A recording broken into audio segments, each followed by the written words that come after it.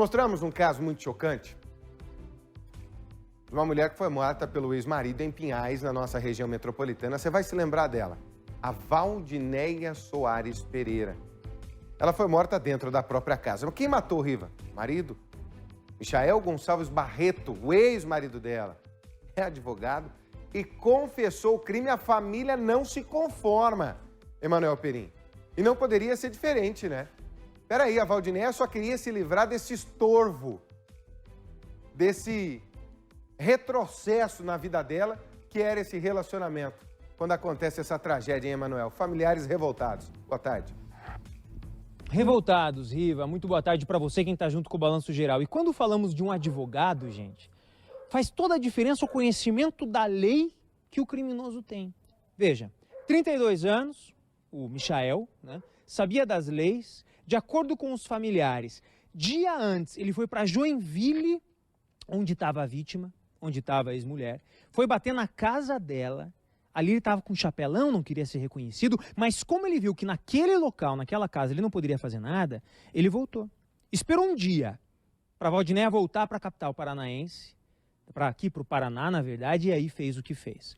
Do meu lado, Rivaroli, quem está em casa, eu estou com a Eunice, que é irmã, e também com o Sérgio, 2 irmãos, que nesse momento estão com os filhos cujo pai está preso e a mãe não está mais entre nós.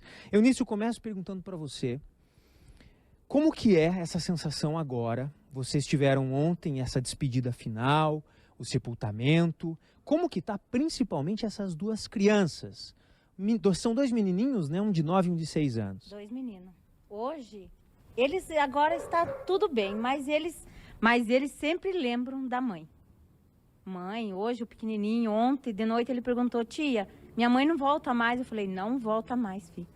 Daí, imagina, um covarde tirar a mãe de 2 meninos. E agora? Eu vou ter que cuidar deles, né? Vou mandar eles para onde? A gente tem a informação, Eunice, que a mãe do Michael queria também a guarda. Vocês estão sabendo disso? Qual que é a tua opinião sobre isso? A mãe desse assassino, que ela não tem nada a ver, ela é vó, tudo bem. Agora, como que fica o teu coração sabendo disso? Eu não sei, ninguém me falou nada, ninguém entrou em contato falando isso, não estou sabendo de nada. Se ela realmente entrar na justiça querendo, como que vai ficar isso? Ai, não sei, eu vou Lutar. correr atrás e vou lutar por eles. Porque acho que é isso que a minha irmã deseja isso, né? Vamos tentar entender, Rivaroli, você que está em casa. A gente fez imagens e essas imagens mostram principalmente como tudo aconteceu. Ele chega na casa, essa casa eles estavam morando juntos ainda, há 3 meses que não estavam muito bem, ele viajou para os Estados Unidos, quando voltou as brigas ficaram cada vez maior, a ponto da vítima encontrar embaixo do travesseiro uma arma. Ela já estava sabendo o que podia acontecer. Cabeleireira era muito querida entre todo mundo. Aí eu te pergunto, Eunice, você que é irmã, via de perto tudo isso, quando que a relação dos 2 começou a ficar desse jeito? Já vinha complicada a situação? Ela falava para vocês isso? Olha, fazia 3 anos que eles só moravam na casa. Do dia que ela achou a arma debaixo do travesseiro, ela sempre falou para mim. Eu falava para ela tomar muito cuidado. Só que ela falava que ele não teria coragem de fazer nada com ela por causa dos filhos. É, uma relação que já estava cada vez mais complicada. Nisso, eu queria que se passasse o microfone para o Sérgio. Sérgio, você estava me contando dos meninos. Tem um de 6 anos. E aí ele fala sobre o que aconteceu. Me conta o que você me contou agora há pouquinho. Você me falou que ouvir essa criança falando sobre o que viu é algo chocante, né? É ruim até de contar o Miguel. É um menino de 9 anos. Ele é muito inteligente, demais. Ele falou, tio, eu cheguei ontem, era 4 horas da manhã, daí ele estava deitado, eles queriam que eu estava viajando, cheguei, aí eles estavam me esperando. Vieram deitar comigo, aí a menina conhecida da gente, a Tati, estava ali da gente, ele acordou, ó, a Tati tentou falar para ele, ó, tua mãe foi pro céu e teu pai foi viajar. Daí ele falou, tia, não fala assim. Eu sei de tudo. Meu pai entrou dentro da casa, ele manuseou a 380, a pistola, ele fala pistola, Entrou no quarto, a mãe não estava. Quando ele foi assistir na cozinha, a mãe estava vindo. E a mãe viu ele, foi ligar o aplicativo e ele atirou nela. Ele viu isso? Viu. Ele presenciou todo o momento da cena. Toda. Aí ele atirou, ela caiu, ele deu mais 5 tiros nela. E aí quando ele foi sair, ele empurrou ele, fala que ele teve o menininho fala que ele teve uma queda e ali ele desmaiou. A vizinha depois até ferrou lá, trouxeram ele no maior, ele correram, ficaram assim no corpo dela lá, daí tiraram, porque é muito constrangedor para eles, né? E inclusive, Riva, e quem está com o balanço geral, a própria polícia comentou sobre essa imagem, uma mãe caída com 6 tiros no total. As crianças ali, ela ensanguentada, foi uma imagem de horror. Sérgio, o que falar para essas crianças agora? Hoje, eu dou minha vida por eles, que minha irmã falava assim, Sérgio, eu comentava com ela todo dia, ela falava assim, eu trabalho para dar, eu dou o que eles precisarem da minha vida por eles, eu dou minha vida por eles. E ela deu, né? Ela deu a vida. E eu dou a minha vida hoje para ter eles do meu lado. Se essa disputa judicial acontecer, o que vocês vão fazer? Eu vou até o final para ter eles do meu lado. Porque hoje, olha só, o Maico foi para lá, ficou 1 ano, acho, nos Estados Unidos. Maico é o assassino. O assassino, que é o rapaz aí, o Michael. Ele deixou ele só com ela. Os 2 menininhos, ela trabalhava, nunca deixou um dia de faltar no serviço. E cuidava dos tios, que daí veio a falecer a senhorinha, e mais o tiozinho que ele tá, o Maico. E ele foi trabalhar nos Estados Unidos. Foi trabalhar e estudar, mas esse dinheiro nunca chegou para cá.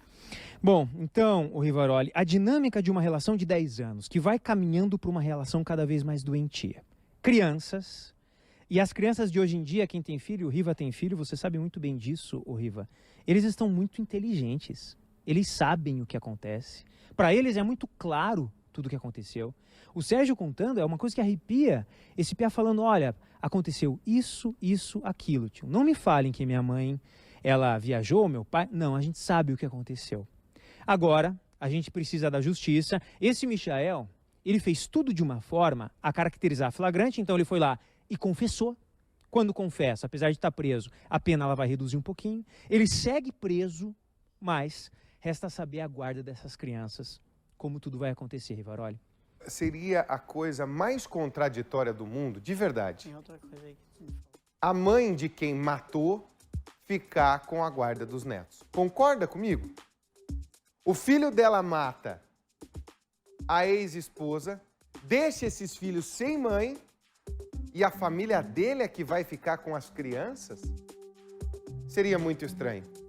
Seria muito estranho e seria ainda muito mais traumatizante para essas crianças, porque vão ter sempre a lembrança do pai, do outro lado da família vão falar da mãe e provavelmente vão falar mal, que é assim que acontece quando se separa, os lados da família não entram em acordo, um fica falando mal do outro. Seria o maior erro da justiça que eu conheço. É que a justiça pesa outras coisas, quem tem condição financeira, quem é o grau de parentesco mais próximo, mas esses aqui são tios. E vão ter todo o apoio do mundo para lutar pela guarda dessas crianças. E bem lembrado por você, Emma, as crianças são inteligentíssimas. Esse menino viu, esse menino entendeu. Ele fala, a mãe ia apertar o aplicativo. O aplicativo era uma espécie de sirene para chamar a guarda municipal, porque ela tinha medida protetiva, para ir lá e para ajudá-la, para salvá-la. Só que não deu tempo. Quando ela pega o celular, o primeiro tiro é disparado. E na covardia com ela no chão, mais 5. E o filho viu tudo isso. O filho se joga no corpo da mãe depois. Ele desmaia ao presenciar essa situação. Olha o trauma dessa criança, principalmente a de 9 anos, porque a de 6 também, Emanuel, eu tenho certeza absoluta que entende tudo o que aconteceu. Essas crianças precisam de um tratamento, de um distanciamento desse pai, porque ele é o causador da maior tragédia da vida delas. Sem dúvida, Riva, tanto do pai quanto, nesse momento, da família também. O que acontece? Os vizinhos conheciam a Valdinéia, sabiam o que ela era, o que ela representava, mulher guerreira. Trabalhava 8, 12 horas no salão de beleza e justamente por estar no salão de beleza, todo mundo conhecia. Alegre, cativante, carismática. O Lúcio foi até o local do crime, trouxe pra gente as informações e nós, na ocasião, ouvimos uma vizinha. Ela conta alguns detalhes de como eles ficaram sabendo, de como foi esse dia que vai ficar marcado para os vizinhos também. Vamos ouvir o que fala essa mulher. Eu estava saindo enquanto ele estava no portãozinho da casa dela. Eu saí, provavelmente, no momento que eu saí, ele entrou dentro da casa, disparou os 5 tiros. E quando eu fechei o portão da frente, ele estava vindo na minha direção. Aí ele veio na minha direção, apontou a arma para mim e para minha filha, eu joguei ela para trás de mim. Eu estava com a certeza de que ele ia atirar, só que ele não, acredito que não tinha bala, né? Aí ele entrou no carro e saiu correndo. É um relato forte e que diz exatamente o que aconteceu. O que me chama a atenção, Riva, é que as crianças estão aqui, queriam ficar perto da gente. A gente falou, olha, fiquem lá na casa, elas estão na casa, mas estão vendo o balanço geral. Então, como elas viram tudo isso, elas estão vendo as repercussões de tudo isso também. Há uma tentativa de protegê-las, mas não é nada fácil. Nós conversamos também com o advogado da Valdinéia, da família. A família quer buscar justiça. O que fala esse doutor? Vamos ouvir. Ontem mesmo, a defesa do Michael requereu à justiça a sua liberdade provisória, mas o Ministério Público já se manifestou desfavorável ao pedido da defesa em razão da gravidade concreta do delito. Me foi questionado se a Valdinéia tinha medida protetiva.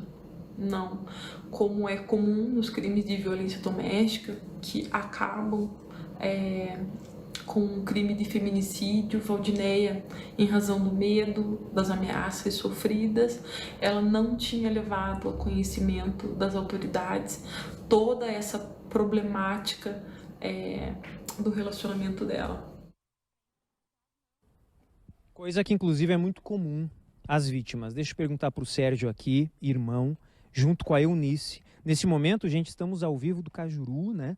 Onde essa família está buscando força para buscar justiça e também para consolar os filhos desse casal que nada tem a ver com a loucura do pai. Sérgio, a gente ouviu agora há pouquinho a doutora falando, uma advogada, falando que ela não fez medida protetiva, quer dizer, ela ficou com medo de contar para as pessoas o que ela estava vivendo. Mas ela estava vivendo um inferno na casa, né, Sérgio?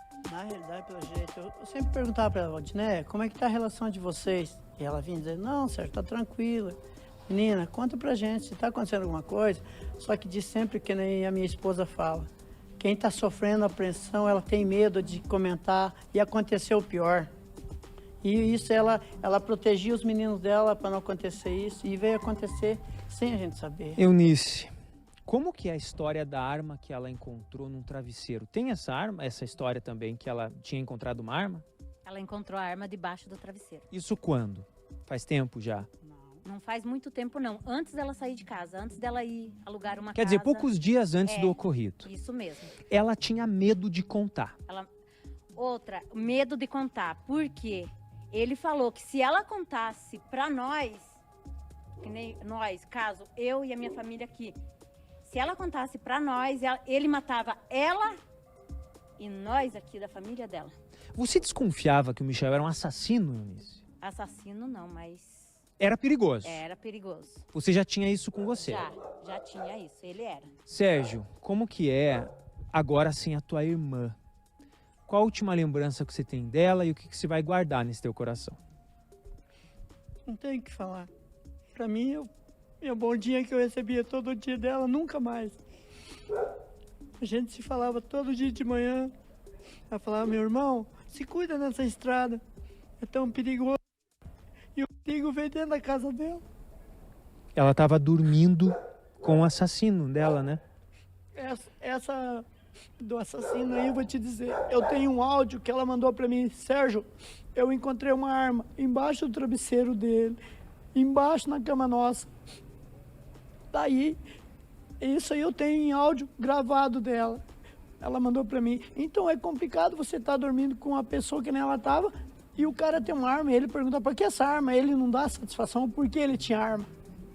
Se veja, Rivaroli, quem está com o balanço geral, a realidade desses irmãos que agora compreendem também tudo. Quem está do lado de fora de uma relação doentia, Riva, às vezes não consegue juntar todas as peças. Quando apareceu esse revólver, os irmãos pensaram, é algo perigoso, mas até que ponto que isso pode representar um risco? Quem imaginaria que poucos dias depois, esse advogado assassino faria o que fez? E para quem fica, Riva, é uma sensação de dor e um pouco de culpa. Porque deve vir na mente assim, por que eu não abracei? Por que eu não falei com ela? Por que eu não falei, vem aqui na minha casa? Fica comigo. Ela viria terça-feira. Eunice está dizendo, passa o microfone para ela, Sérgio. Ela falou para mim segunda-feira, se o salão não abrisse terça, era para mim buscar ela, para vir almoçar comigo. Foi por muito pouco que ela quase veio aqui, né? Não deu. Tá aí, Rivaroli. É muita dor e é uma situação que a gente espera que essas crianças, a vida que ficou, né? E que ela tanto se dedicou a essas crianças, continuem bem. Emanuel, tô aqui com o Nakamura falando comigo. Nós estamos tentando entender essa história. Em que momento esse homem se torna assim tão violento, Emanuel? Já era um camarada que nesses 10 anos era violento ou compra uma arma? E aí que tá a premeditação. A arma que ele usou para matar, ele comprou há pouco tempo e vinha demonstrando numa espécie de intimidação a ela, Emanuel. Exatamente, Riva. Intimidação. Ali foi o começo de uma violência, ainda que a violência física já estava acontecendo. Quando ele compra a arma, a violência psicológica também, porque diz, olha aqui, ó o que vai acontecer com você se você sair do prumo. Era isso que ele queria passar de recado. Rivaroli no estúdio, Sérgio, pergunta o seguinte, quando você lembra de um momento onde começou a aparecer para você, opa, esse cara é violento, opa, ele pode ser um assassino. Isso já faz tempo, não faz tempo? Como que foi? Foi em 2013. 2013, lá se vão 7 anos, né? A minha irmã tinha acontecido uma separação deles. E ela deslocou para morar com a minha mãe.